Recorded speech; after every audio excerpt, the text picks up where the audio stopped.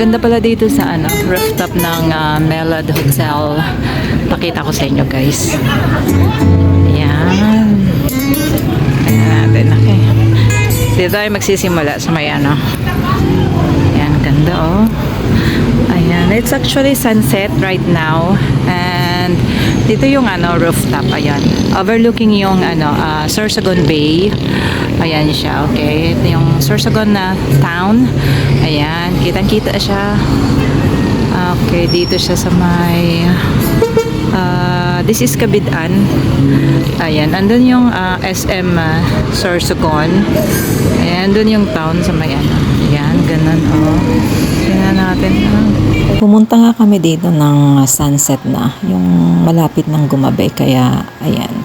So, nag-order kami, kanya-kanya kami ng order actually, and yan, mga kabatch ko nung high school. So, dito namin naisipang pumunta.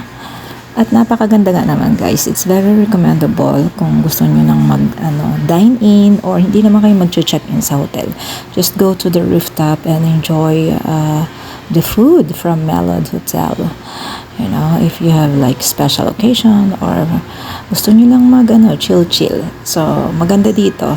Experience it here in the rooftop of Melad Hotel. Napakaganda ng ambience, especially pag maganda yung panahon. And pwede din ng sa loob. So, ito outdoor sa roof, pwede din sa indoor. Meron din sila. So, ito na nga, pababa na kami. And bumalik nga din kami dito kasama yung aming kaibigan. Siyempre, kasama picture dyan, oh. And yan na nga, ito. Binalikan namin to at dinala namin yung aming kaibigan. And still sunset kasi maganda talaga yung rooftop kapag sunset na. So, eto din yung aming in-order. I like quesadillas. And si Rick na umorder siya ng usual burger. And ayan.